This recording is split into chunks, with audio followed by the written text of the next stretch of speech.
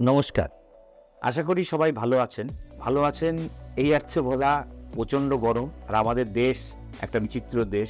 এখানে কখনো গরম, কখনো বৃষ্টি, কখনো শীত, কখনো বসন্তকাল, বিভিন্ন রকম সময়ের মধ্যে দিয়ে আমরা সবসময় চলি।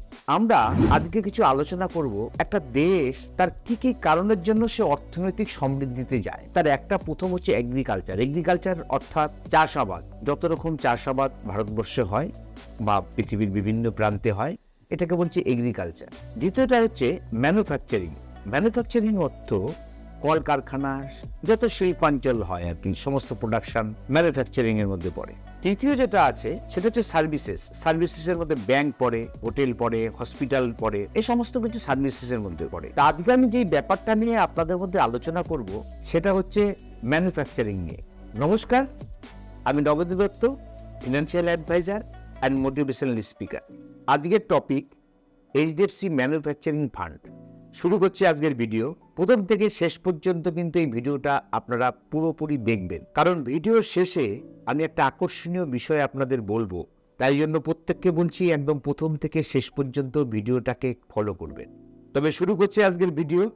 আজকের টপিক এইচডিএফসি ম্যানুফ্যাকচারিং ফান্ড। যে ব্যাপারটা নিয়ে আপনাদের মধ্যে আলোচনা করব সেটা হচ্ছে এনএফও, অর্থাৎ নিউ ফান্ড অফার। তো এই ম্যানুফ্যাকচারিং এর উপরে আপনাদের একটা সুযোগ এনে দিয়েছে এইচডিএফসি ম্যানুফ্যাকচারিং ফান্ড। এই ফান্ডটার ফান্ড ম্যানেজার হচ্ছে রাকেশ সেতিয়া।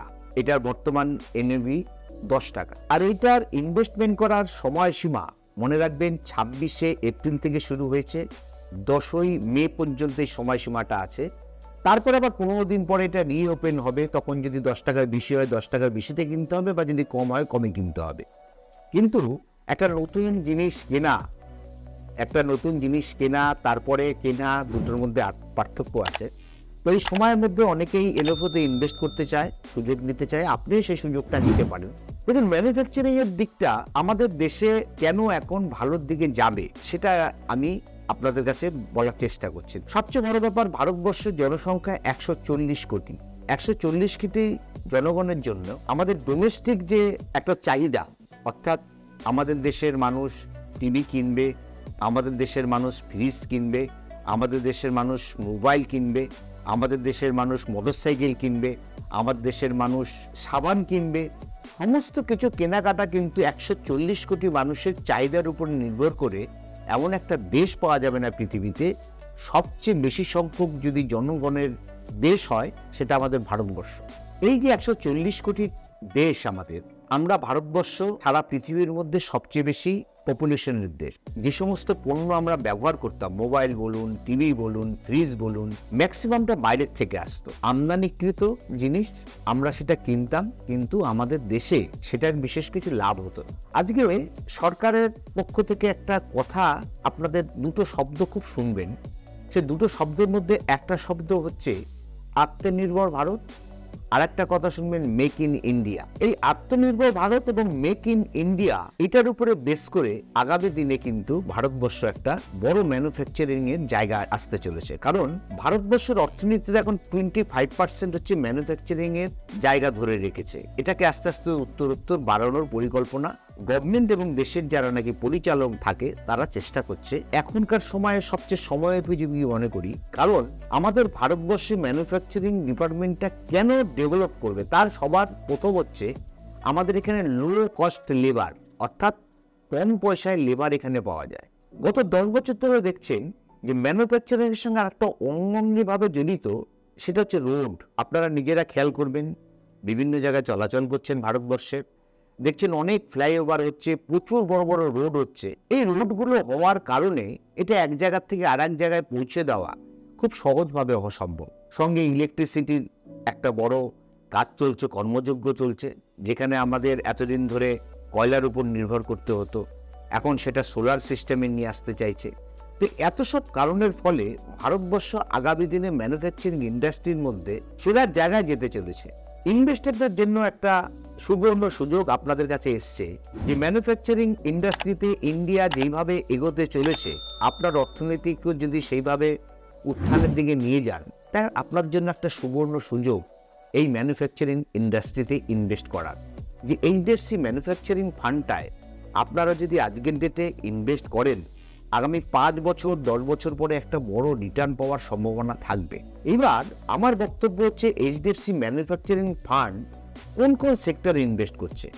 আপনাদের মনে একটা প্রশ্ন থাকতে পারে যে কোন কোন সেক্টরে এই এইচডিএফসি ম্যানুফ্যাকচারিং ফান্ড বিনিয়োগ করছে। আর আপনি এইচডিএফসি মিউচুয়াল ফান্ড সম্পর্কে তো আপনারা জানেন যে ভারতবর্ষের সবচেয়ে বড় বড় মিউচুয়াল ফান্ড এএমসির মধ্যে এইচডিএফসি মিউচুয়াল ফান্ডও পড়ে। এইচডিএফসি মিউচুয়াল ফান্ডের বর্তমান AUM 6,29,000 কোটি টাকারও উপরে। তবে এই এইচডিএফসি মিউচুয়াল ফান্ড যে এটাকে ইনভেস্ট করছে এর মধ্যে কিন্তু লার্জ ক্যাপে ইনভেস্ট হবে, এটাকে মিড ক্যাপে ইনভেস্ট করা হবে, স্মল ক্যাপে ইনভেস্ট করবে। অর্থাৎ এটা একটা ডাইভার্সিফাইড ফান্ডের মতনই হয়ে যাচ্ছে। যদি একটা সেক্টরাল ফান্ড, ম্যানুফ্যাকচারিং একটা সেক্টরাল ফান্ড, কিন্তু এটাকেও একটা ডাইভার্সিফাইড ফান্ড হিসাবে আপনাদের সামনে প্রেজেন্টেশন করছেন। এখানে কোথায় কোথায় ইনভেস্ট করছে এটা আপনাদের মনে একটা প্রশ্ন আসছে। এই ইনভেস্টমেন্টগুলো 1 নাম্বার হচ্ছে ক্যাপিটাল গুডস, 2 নাম্বার হচ্ছে অটোমোবাইল, 3 নাম্বার হচ্ছে ফার্মা, 4 নাম্বার হচ্ছে কনজিউমার ডুরেবল, আর 5 নাম্বার হচ্ছে কনস্ট্রাকশন। আজকের থেকে যদি আমরা এখানে ইনভেস্টমেন্ট করতে পারি তাহলে কিন্তু আগামী দিনে আমাদের সম্পদ অনেক বাড়ার সম্ভাবনা আছে।